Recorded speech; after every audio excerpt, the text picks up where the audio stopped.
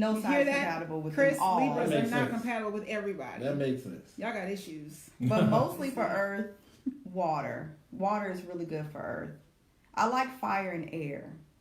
Fire and air does okay. And that's that Gemini then. That's yeah, a Gemini it does Leo. okay. Because like I said, it can feed the fire, it can make it bigger, or it can put it out. It just depends on like what frequency this person is on. Are they low vibration? That's why Gemini is that. You know what? Yeah.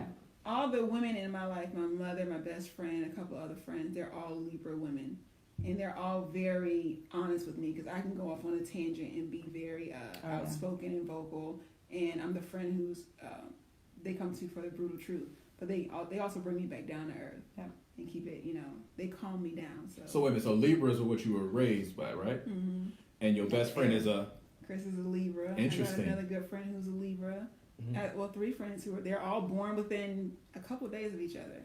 And their mentality or their demeanor are all the same. And so that's another interesting concept that I don't even know if we can get into on this show, is just talking about the signs and how they raise, I guess you could say, their kids or how they are as friends. Because I know we talk about relationships. Right. Oh, Lord. See? Look, she naughty drank too much. Hey, they signs must get along. Exactly. She naughty drank too much. That's the most aggressive. That's why they cry. They make people cry. Give me my drink. Don't do it. That's how they do it. I apologize. I'm sorry. No, So if we look at it like she was a Libra. Exactly. So when we look at it like that and talk about, well, first we're talking about, the signs and which elements are compatible. And then you talk about things that we may not have a chance to get into in this podcast when we start talking about being raised by and things like that. I kind of want to more focus on the relationship side. But before we get back to that, let's talk about the difference of the male side of a sign versus the female side of a sign. I want to hear this one. Because I didn't know a difference. I've been friends with probably Gemini men, and I ain't like their ass either.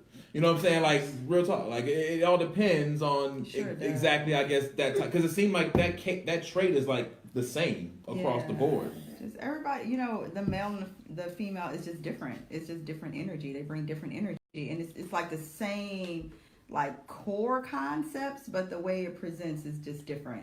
So, like I was saying about Capricorn men. Yeah. Like, all Capricorns can kind of be kind of stern and harsh. You hear that, John? Men are just, like, worse. And maybe I'm just saying that because I'm a woman, who's a Capricorn, but I feel like we're a lot more flexible than the Capricorn men.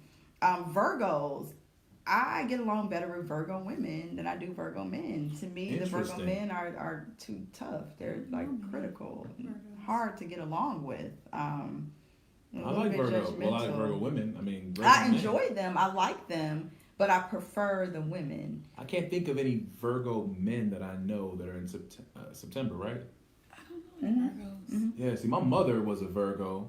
That's why I get along. I get along with Virgos. If y'all are Virgo, I don't know you. Let me know because I don't. Virgos to me, I always thought Virgos would probably be the most sign to get along with everybody. The women are laid back. The men are not like that. Really? The women are very laid back as Virgos. I don't know.